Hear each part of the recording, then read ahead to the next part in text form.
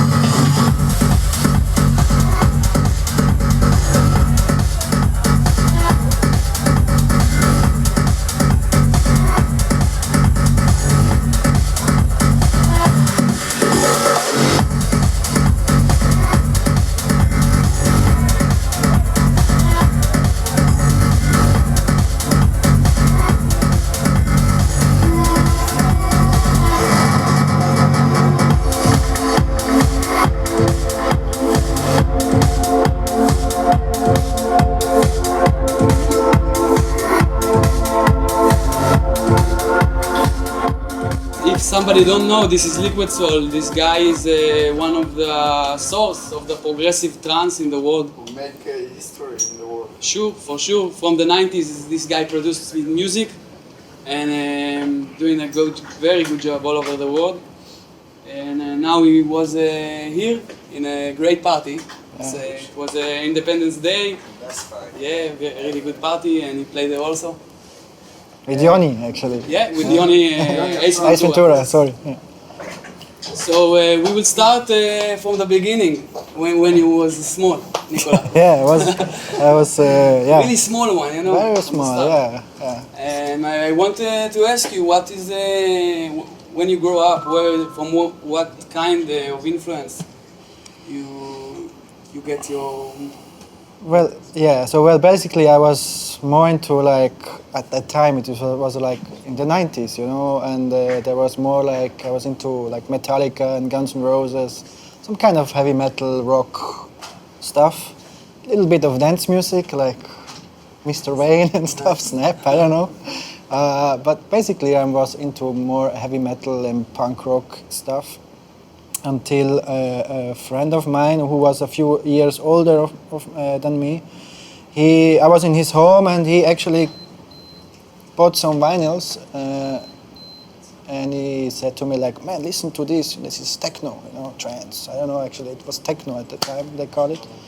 And he showed me this and I was like, in 1 second I was in love with that. I don't know, it just like, I always thought I know what I like, but somehow it was something really new and I really. Do you remember this moment that it catch you? Absolutely, yeah. I Can really, you tell us about this moment? I can even tell you which song it was, so because it catched me like in 1 second, and I was like, wow, what is this? And I like, yeah, this is techno music. And so, okay, what is techno music? So yeah, it's like boom, boom, boom, and you know. So the track was on IQ Records from Sven Fett. His label was this. And the track was Odyssey of Noise, Fire Dancer. Very melodic trance track, and yeah, it just, I don't know, it just catched me, yeah. And since then, it didn't change nothing, yeah, it didn't change anything. And I decided to, first of all, I listened to it, but only like for a short time, and then I wanted to kind of, I saw it somewhere, I don't remember where I saw it, that you can mix it, so I tried to get somehow a vinyl player, so I had to go to work and bring some, I was like paperboy, I was paperboy in my free time to get some money to buy this and when you decided to actually make this, you know, this special feeling that you feel and start to produce producing came later, something from it. But I was like 14 years. I was too young actually, and I couldn't go to clubs or something like that at that moment. So I was just like doing so one day I could buy this basic setup of turntables and a mixer, and I started to try to mix it somehow, but I didn't understood that you can beat match it at the time. because it was so new, so there was no one who knew it actually, and of course there were some DJs around, but not in our areas, and as I couldn't go to clubs, so I couldn't see what they're actually doing. So I just trying to do it somehow until I was like 16 or something, and I managed to go somehow into a club. We had like In Switzerland? In Switzerland, we had a really like amazing scene there actually from very early on, and it was huge. So somehow I managed to go into the club, even it was forbidden for me. So I was standing actually always next to the DJ and watch for hours what he's doing there and trying to understand what exactly he's doing with like beat matching and stuff, you know. And then I went home and tried it at home. You remember this first set? Do you remember My it? first set? Yes. Was in the garage. In the garage, In the garage of a friend who had like a birthday party and something like that. And when you start, you tell us before that it was the techno. That we called that it techno because there were no styles yet known. I mean, when you went to a party, they were playing from techno to hardcore to deep house, however you call it, to trance music. Yeah, so I was actually into trance and hardcore, happy hardcore actually we called it. But we were much more open at the time because it was so new and it was so, it didn't matter if it's hardcore or trance or techno like Carl Cox playing, you know, like it doesn't matter actually. Can you tell us about your release? I know there's a lot. Which we need like 3 hours Soul. Okay. for all the release. but, I don't know even how many there are. But if you can pick something, from your album, tell to the students about your big project in the last years. Well, I think the big like when I started with Liquid Soul, which was like in 2001 or 2002. I think my biggest success. My first big success was the Crazy People track. This was like a worldwide hit, I would say. Till today, people want to hear it every time I come. And later on, there were, for sure, from my previous album, Love in Stereo, the track Devotion, which I think it's really a masterpiece, even I can say myself. It's like really emotional, beautiful track. And Global Illumination for sure as well was a step for my career. Yeah, the whole album actually was a big step. Also the previous, I mean, yeah, it's a bit weird to say it when I say it myself. But I mean, my first album was Synthetic Vibes, which were sure also a milestone for myself and also I think for the scene because it was a bit different than the trance you heard before because it became more slow, like let's say it was more progressive and uplifting melodies and yeah, it wasn't that dark anymore, let's say, as before, and yeah, more uplifting. So that's why I think it comes from my trance background, so I like melodies, so and still today. Yeah. The last time you have a new release, the new album, yeah, Revolution. Yeah. Can you tell us about the idea behind this album and this production? Yeah, it took me quite a while to finish it, as there's a lot of pressure always, a lot of expectations. But you had success. Yeah, it was good in the end, yes. I am happy how it went. I feel that lately everything started to sound a little bit the same. And yeah, I just feel it's a bit sad for the scene that people, producers, young producers, mainly copying other producers. And I think it's a bit sad, yeah. Because it's loss of creativity. We have so much possibilities today compared to the old days. And it's hard, for me, it's hard to find some good tracks I really like from other producers. Not saying it's bad, but it's like it's it's a little lack of creativity, I think, for the possibilities we have. Yeah. Do you have other project Beside of Liquid beside Soul? Liquid Soul? Yes, I do have. I have a project called Sleek, which I just run for fun, which I do some more low BPM stuff from deep house to techno to prog house, whatever, however you want to call it. I'm really free there, and I just do what I just feel like. I didn't release a lot lately, but I just do it to have some kind of a balance and do it for myself. And of course, here and there I release it something as well. And I had a project with my best friend Martin. This project called Ear Sugar, which but we don't have so much time anymore, as I'm quite busy with this Liquid Soul thing. And yeah, here and there I do some collaborations. I do now some new stuff with Size, featuring Solar Kid, which is a girl from Serbia who sings. She's amazing. Sounds really good. So we're trying to do some new stuff with her to make maybe kind of a performance show as well in the end, some kind of live show as much we can, that she sings and speaking and yeah, like something like that. But it's gonna take a little bit time. One more question, important question, that you are traveling a lot all over the world. Yeah. And you see many kinds of crowds. Yeah. So yeah. So the question is, where do you think is the most open-minded crowd that you see? Because you going all over, you have a good perspective for this. Well, it's really depend, because like open-minded. I think open-minded, like what I really like at the moment is like is India, because India, for them it's kind of really new and fresh. So they like everything you do, and you can go like a little bit left and a little bit right, when you know what I mean, like from but it's hard to say, because each area or country have they like more this stuff and they like more that stuff. So open-minded. Open-minded.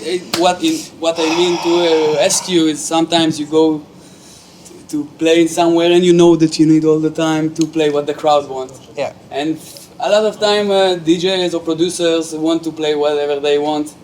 And I try to play the music I like, basically. But of course, when I play my live sets, I have to play certain tracks, because this is the people wait for it. Yeah. Otherwise, they. Yeah.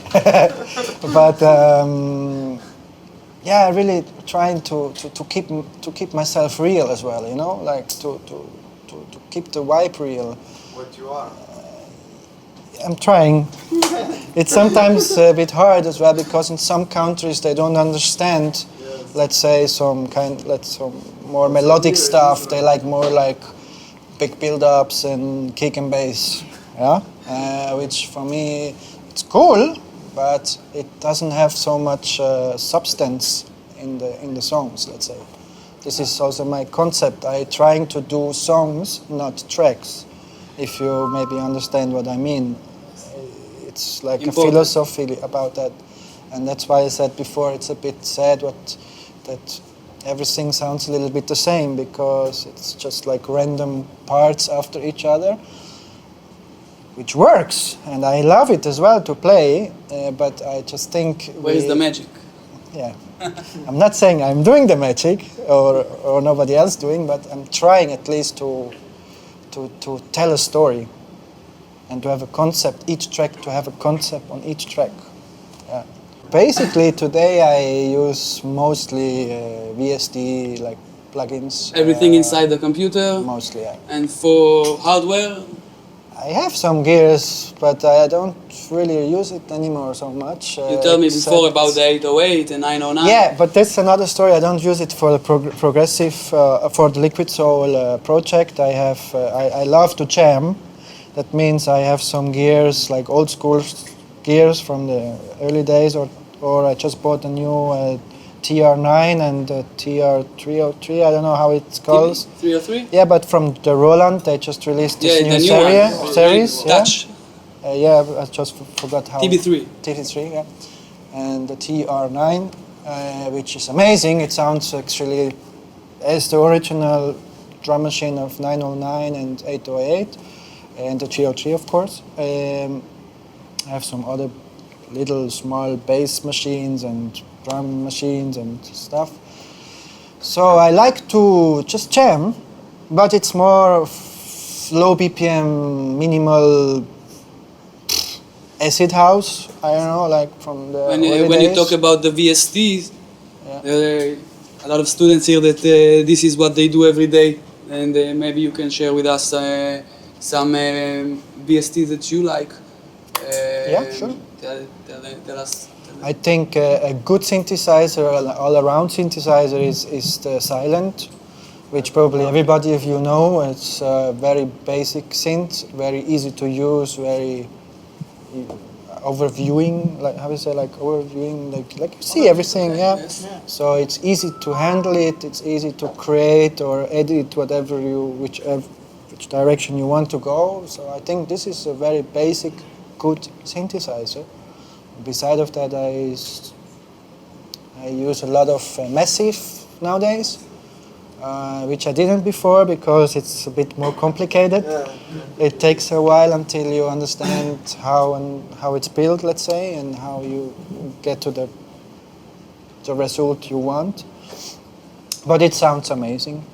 And meanwhile, it has a lot of banks and stuff. You just have a lot of presets, so I think it's like you click through it and you find the sound you like and you can work with, and you can edit it also very easily. Yeah. EQs and compression. I use actually a lot of Logic plugs, basic stuff. I do usually.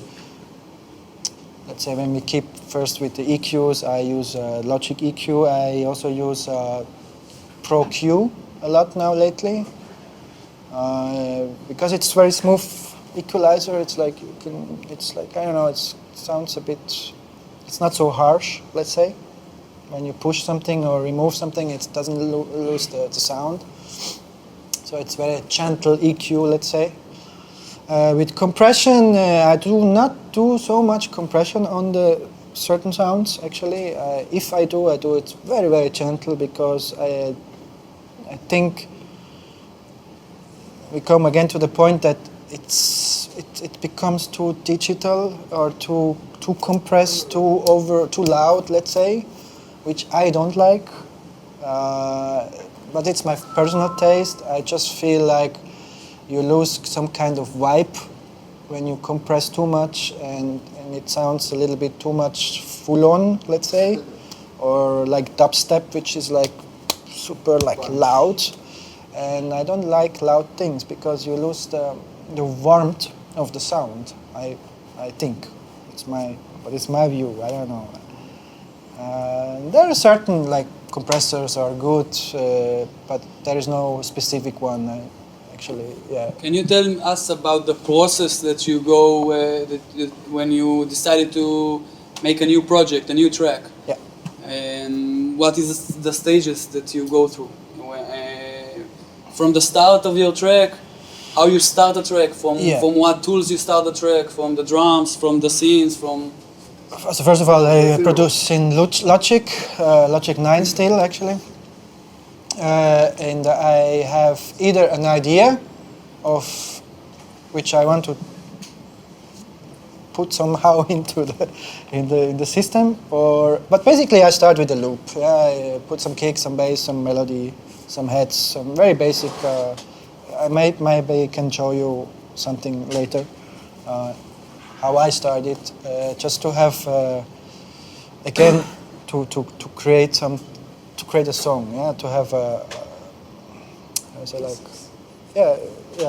just to have like an idea and a concept of a song, and when I feel right, I start to do the arrangement as good as I can. But basically, I spend a lot of time just in a loop, let's say, of a few bars, and until I'm satisfied that some melodies and bass and somehow like harmonize together, yeah, let's say. And then actually I know already how the track gonna sound actually, like the arrangement, it's more or less easier to do because I know already what I want to put where and how I want to go from this part to this one. And this You have in your mind the vision all yeah, the and time I'm checking as before- well in the loop. Of course, I mute this and I solo this, and then I go back on this, and I say, okay, that sounded cool, and then actually you just need to Arrange. do it. Yeah, it's not that easy, of course, but it takes me a lot of time. Sometimes maybe 1 month, maybe 1 year, maybe. 1 month, then I'm super happy. Sometimes it takes 3 years. I mean, it's not that I'm working 3 years on a track, but I start something and then I stuck somewhere, and then I just learned it doesn't make sense to go on and force it to go on. Just put it on side and start something else because it just need to happen. I always say, like, sometimes you get the kind of, I don't know, like some information from above. I don't know how you can say it, yeah. And it just happened, and then it feels right. And it doesn't. And if it doesn't feel right, I don't go on because I don't want to do something I don't like or I'm not sure about it. Yeah. So, and it takes time, many times, and then you come to the mixing process, and this takes me even more time, you know, until it sounds like I want that it's supposed to sound. Yeah, because it's always tricky. Especially when you have a lot of melodies and layers and stuff, it's a bit tricky with mixing. That you don't have a, I call it a soup. You know that everything. Like, yeah, you don't need to cook something good. Huh? Yeah, it's kind of cooking. Yeah, so it takes time. Yeah, and but I prefer to let me. How is it like to let me work long time instead of just finishing it because I want to finish it. Because it doesn't matter how much tracks you do in a year, let's say, but if you do only one track in a year and release it, if it's a bomb, it's a bomb, and you saved the whole year actually with it, you know? I mean, like, so it doesn't make sense to, let's say, release 10 tracks a month because nobody will care about it, and it probably sounds, all the 10 tracks will sound the same as you probably use the same basic for every track. What I don't do, I start mostly every track from nothing, from zero, which it's a bit more work and a bit more complicated, of course, but again, it's more unique, and you will remember this track because it sounded totally different to the previous track I did, or the previous of that.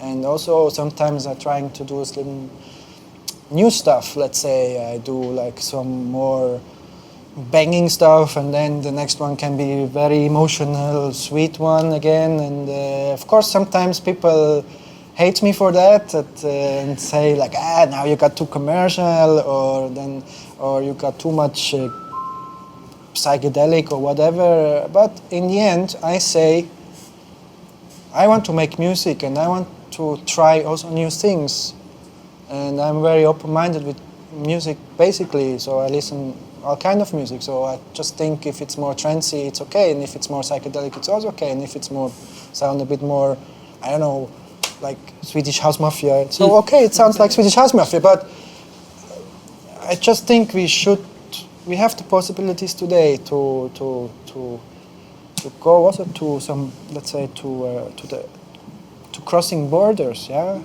not stuck in the same process you are, you know. This is, I think it's very bad. Yeah, I do what I want to do, and I think maybe this is the reason why you saw success. yeah. And on the other hand as well, like if it's too, let's say, commercial for the ones, other will suddenly like it and discover the psychedelic side, let's say, from a totally different scene, yeah, from a Eurotrance scene. What happened lately many times actually, which is cool, Yes, I think, very cool. because it's You open the mind to the people. Yeah, and it's also open mind for myself because it's always new experiences you do, and also new mixing ways you do, because some styles you mix different, yeah, let's say, yeah.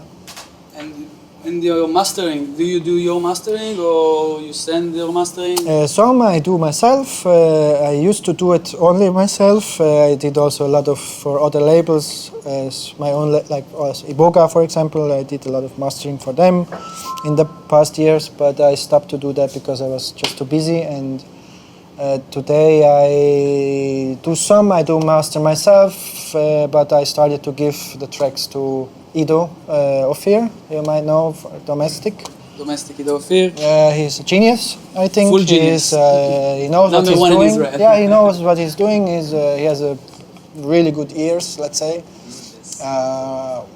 And I really trust him, and he did also my album, and that's what I like on him, that he didn't push it to the max, you know. It's not like Still others have the air. still have air. It's not just like, you know, because you lose the dynamics and you lose the vibe, you lose the warmth, and then you lose everything when you just go into compressing like hell and limiter on top and another. Correct me if I'm wrong, but it seems like it was a stage that everybody take the sound to the edge of the compression, and now it's become because people it's start stupid. to bring I mean, the it's air. stupid. It doesn't make sense in my view. Yeah. To push it to the max, because what happens is, okay, you are louder than the others. It's like, we call it a loudness war.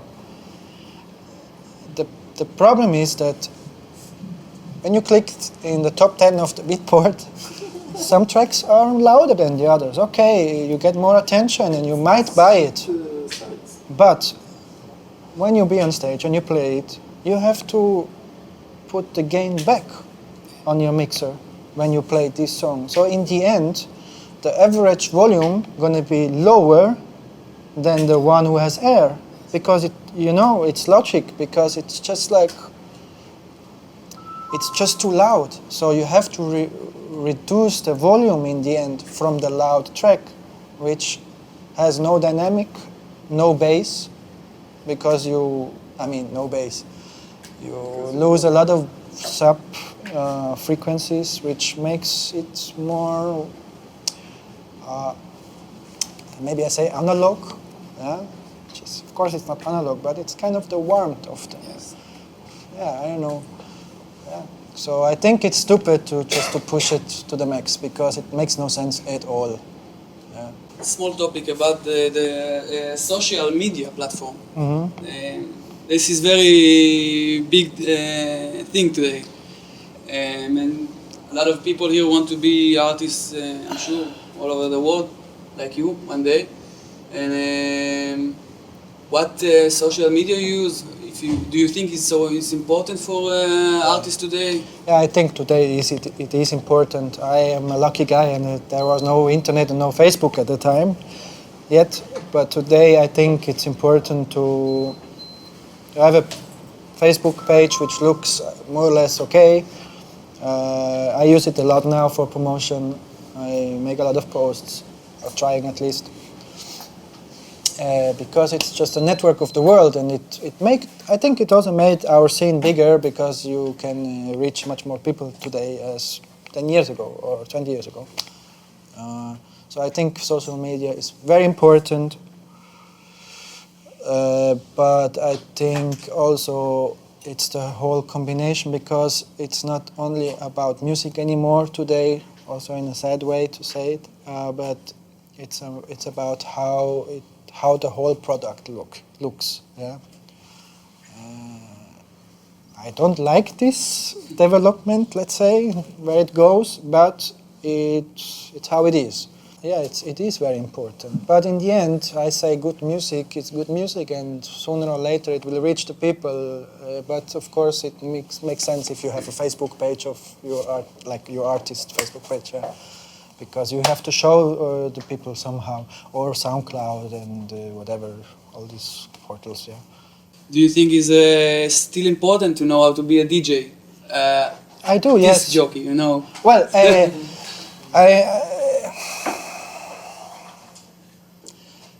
okay, I must say I love to DJ, so that's why I think it's important. But if I think about it, it's not really important anymore, because when you sure all know those videos when this big guys playing, but they don't play anymore. Actually, I mean, they just stand there and like this, and it works. People want to see that. They don't care if you can mix or not, if you play a pre-recorded set or not. And even you do, people talk about it and say, they play pre-recorded set. So, but in the end, it makes another promotion because it goes around in Facebook and everybody say like, Swedish House Mafia don't even mix anymore. But in the end, they became more big because everybody knows them now. And it's, of course they had some good tracks, but I don't know if it's really important to be a good DJ. I don't know, actually. I just think but the it's DJ... important that you know that this guy is a DJ in his blood, you know, everywhere. We talked about before, like in 10 years ago, it was important to be a good DJ, so you had to improve yourself to keep people on the dance floor and bring the people to certain points, let's say, in a state of mind, I don't know, like state of trance. But today everything is faster and shorter, and even me, I usually play, like for example here in Israel, I usually play 1 hour, which is in a way okay, but in another way it's like 1 hour. What is 1 hour? Can you really bring people to a certain point within 1 hour?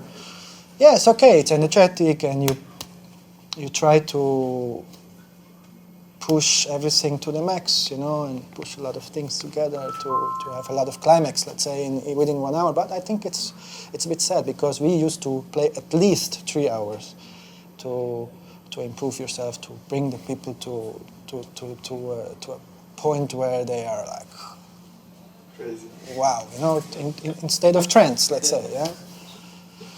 But it's a different time now, yeah. Maybe it will be again. Maybe. I think it's also the right way. Maybe it's also an overdose now today, a little bit. Somebody need to talk. It's taking him some time to talk. The DJ need to talk with music, so sometimes it's about telling a story. If you are good, you will tell them a story, and you're gonna have a perfect ending. You know that nobody will. Like that everybody remembers what you told them, kind of, you know, and how the story ends. Now, before we finish, there's a lot of students here that want to hear some tips. So if you can tell some something that you can share with us. So basically, what I'm thinking as a tip, what I'm saying is like be original, don't copy. Listen what others doing, and maybe when you're in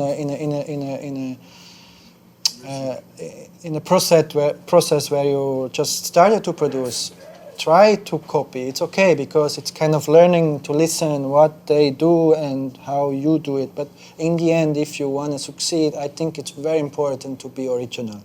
Find your own style, find your own sound, whatever whatever style it is, because you have to be unique to succeed, I think, because people otherwise don't hear you, because you're one of millions who have a laptop and have a synthesizer on it, you know. Everybody can make music today. So it's important to find your style, to be comfortable what you are doing, and the rest is just like work, actually, you know, I think. Hard work, yeah, it's hard work. It's a lot of time. I mean, people always think like, to be DJ producer is like a good life. Yeah, it is a good life, but it's on the other hand, it's like hard and tough. I mean, you spend so much time in the studio or in the plane or whatever. These people don't see. They just see the hour you make, like, ooh, it's party, you know, and having fun. But it's not the reality. The reality is it's a lot of work and hard work, a lot of time you spend, a lot of, let's say, a price you have to pay for that. Means also like don't see your friends so much, or don't making your girlfriend always pissed and so on, you know. So yeah, because it's normal, you know, it's how it is. But really try to love what you're doing, to be comfortable what you're doing, and to be original. Yeah, really. because everything what else it's you see it in the last 10 years in this scene, in the progressive, all the people copying each other, staying where they are. They cannot make the last step, let's say. This is what I feel, or what I saw. What your age was when you started to produce your... To produce around 16, I think. Okay. Yeah. When I started with 14, I discovered everything. I started to DJing. But I always thought like, but we could, why he didn't go on like that, or why he didn't make a break here, or why use this sound for the melody. So I tried to, very primitive at the time, of course, with some very primitive gears, and everything was still in MIDI, and there was no computer actually helping you save everything and stuff. So it was like with huge mixers and some gears and with MIDI controllers and the sequencer, and it sounded terrible. I loved it. I was like, wow, so good. Wow, look this track. But it sounded terrible, but it doesn't matter. It didn't matter at all, because it was just fun, and it was like, I felt good with it. So, and then it developed. The result is what you are. Yeah. In real. Yeah, I love it. Yes. Two questions. One, do you think there's a difference between releasing music as a beginner artist or as Liquid Soul? I'm asking in your point of view, when you just started and today. You think today everything you throw at the label they will accept? Yeah, definitely yes. So, okay. No, but it's true. I mean, I have the privilege now, let's say, to do whatever I want, actually, of course, in some kind of algorithm. But basically, yes, it's for me much easier to release my music or to sign a contract, let's say, and even maybe get to the top 10, because it's just like you have the name, Of course, it's harder for a beginner. But I think if you make good music and keep on doing good music, there is a lot of space and a lot of possibilities to gain. Yeah. Second one, okay. Yeah. And today, let's say you began doing what, progressive trance or something. Today, that's what you do, I guess, right? Yeah, I would call it psychedelic progressive trance. Yes. So there's a lot of issues when you release a track, yeah, and like the structure, the building, and how should it be, and I'm asking this, especially it's pointed to you because you like a lot of melodies in your tracks, and you like the musical thing. But do you? Would you start a track now, or maybe 10 years ago, with the melody on the drop? No. No? I mean, today, you mean like you have a build-up with a melody, like let's say a break, with the melody you go... intro, and on the drop you will and then you go on with the melody or not. Yes. So, not necessarily after the break, but maybe in the intro, after the intro? Okay, after the intro, I think you should go with dry, without the melody. It has two reasons. First of all, it's better for the DJ to mix it. The second point is it's just more common today and more accepted, let's say, from the crowd. They like it. And do you have any rules in the build? Like when you build a melody, is it something like very square with the questions and answers, or it's just whatever you feel?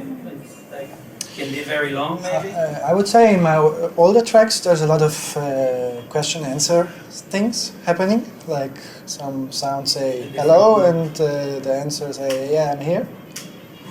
Today, not so much anymore. Today, it's more about a whole melody structure, which I just feel right. Improvisation, maybe? Yeah, it just happens. I mean, it takes time sometimes, like it's... to write a melody, it's easy, but to write a good melody, a remember melody, or a melody who touches you, it's not so easy. So it takes also to me it takes fucking ages sometimes. Yeah, it's not that I'm a magician and I sit in the studio and write another beautiful emotional melody. It's not like that at all. Yeah, so it takes time, and then sometimes you get to the point and sometimes not, and so you throw it away and try something new. Yeah. Do you take like different influence from different genres, and where all the students and whatever should look for good influence to do like something creative and new? Yeah, I mean, I think it's important to be open to a lot of music, different music styles. I listen to many things. I personally like a lot of chill out. What? Chill out, lounge, chill out stuff. But I also listen to even like I also listen to the new EDM stuff. Not that I like it at all, actually, but I think it's important to be open to those things, you know, because it's somehow many people on this world love it. It popped up like from nothing in 1 year. It was the biggest. It's the biggest thing now. So it must have something in it what people love. So I can actually I did some new track. I'm still working on it. I can show you maybe later, which has some EDM influences. Many people are gonna hate me for that, I know, because it's kind of yeah. But I think, why not? It's part of the game. Why not? If I do it in my way, it's still my way, and it's still me. You cannot satisfy all your fans or people who like you, because it's a static, as he said, it's a static development of style. Let's say psychedelic trance doesn't sound like 10 years ago. Progressive trance, what I did 10 years ago, it was much more groovy, much more kind of, let's say, slow, even though it's the same BPM, but it was more like groovy bass lines, more question answering. Today it's more, let's say, full-on-isher, straighter. We had the time like 2 years ago until now, we had a lot of build-ups all the time, which we didn't have before. Like crazy, like ooh, no, and then kick bass. This was really not, let's say, unexpected 10 years ago. We could like, what? No, you cannot do that. So now it's what you cannot do and go on with the melody, you know? So it's always changing. So I just say like, if I do something like that, let's say, and take some EDM influences, I'm checking out my boundaries as well, and I'm trying to do something new. And the funny thing is that when I play, especially this track, people fucking freaking out. Which track is it? It's not. I'm still working. I mean, maybe I can. Is it on? It actually what happens is just I use the EDM kick. Means it's a kick, a big kick with the bass on the kick. Yeah? There is no bass between or after the kick. You know? So it sounds like this. Yeah? Okay, very familiar to EDM. Yeah? But it's my style.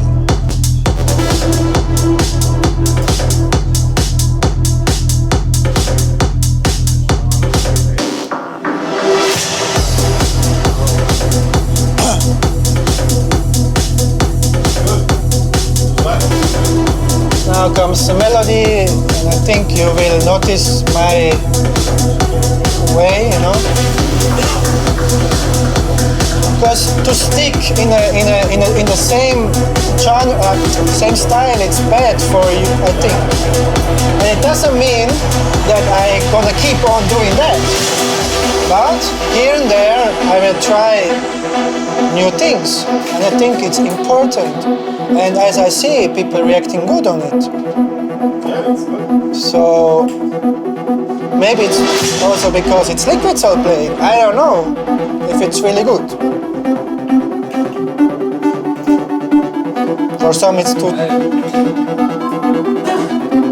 Many artists, right, get inspiration, you know, from regular stuff, girlfriend, family. What is like the strangest thing that inspired you to write a track? I don't mean like the regular stuff, Yeah, but like I think, love or yeah, stuff but I like would say love, and I would say also when you're really sad, when something happened, something bad happened to you, because it's a then you are in a state of very emotional, yeah, in an emotional state. So I think it helps you, even it's bad or good, for good, it helps you to create some, especially melodies, to create some emotional, melodies. I don't know, like you feel it maybe better when you're emotional. because you're more sensitive at the moment you're doing it, instead of being like running or being tired or running around all the time and don't have also time for yourself, let's say, which happens many times, you know, you just run from one place to another and you don't even know where you are. But so it's not then it's not a good situation to write a nice melody. But maybe it's a good situation to write something like banging, you know, let's say. Just found this before I left at home, and this was actually, I was on traveling somewhere, and this was the beginning when I started a track, and it was actually this one. You might know this. From my last album, Revolution. So what I did,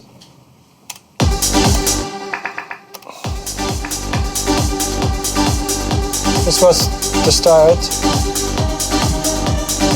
And actually this melody, in the end I kicked it. Maybe I'm gonna do another track with that because I like it. But in the end I stuck with this. Actually it's not only like this, it's like... And then you see I tried already to add some more notes, but I deleted it, muted it again, so I mute it again, so I mean it sounds like this. And then, and if I am in that kind of state, I feel really comfortable with this loop. Very simple loop actually. There's not much happening because it's only this lead. But I felt it's fucking, I don't know, but it's also kind of new style, yeah? It's not really psychedelic, it's even more Eurotrance. But if you add the right kick and bass, it's okay. I don't know. So it's important to it's important that it fits together and create something out of it, and then after you have a loop like that, it's actually almost logic already what you're gonna do, because with you can work with only this lead so much, okay, which is a silent. Maybe I show you how I came to this lead, because I remember it was like that. It's a preset from, maybe I reopen it from the beginning, let's say. It's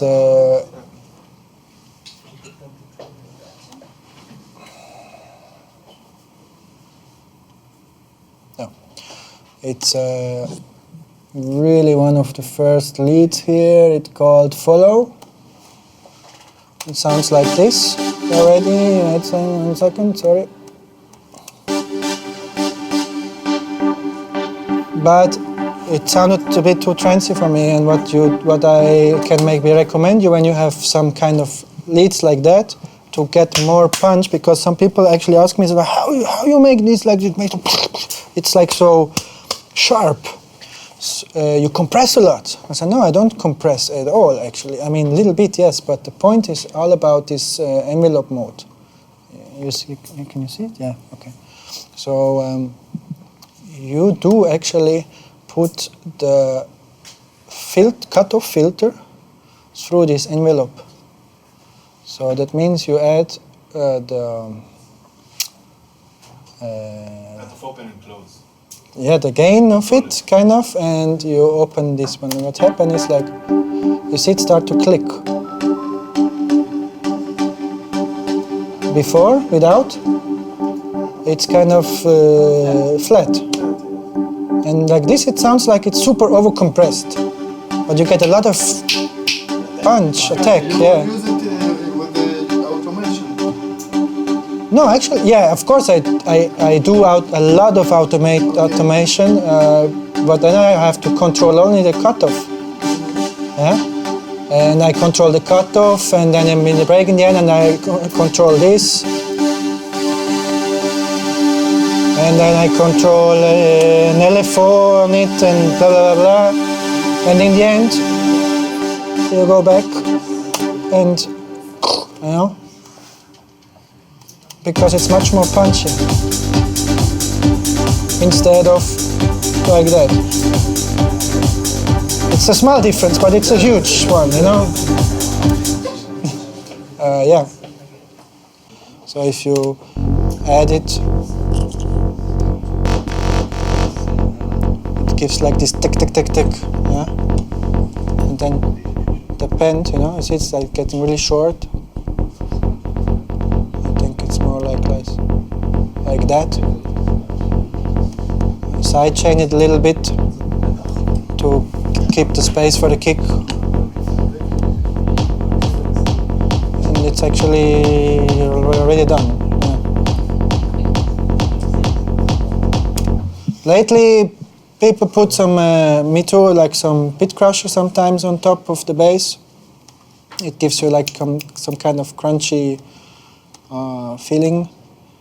Like, I just mix it in now.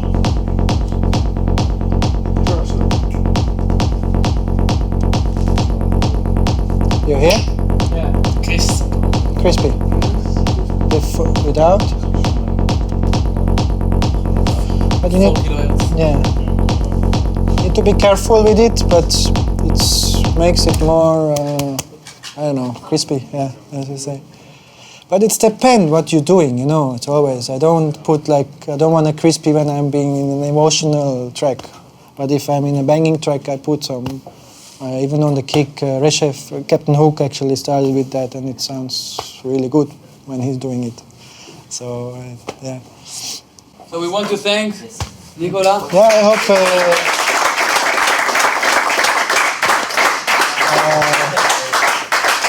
I hope it was okay for you guys. If you want to ask me something after, it's okay. Yeah. We can listen to one last track before we go. Yeah, of course. Just on the iTunes is good. Okay. Israelis like it loud. Good is that, man.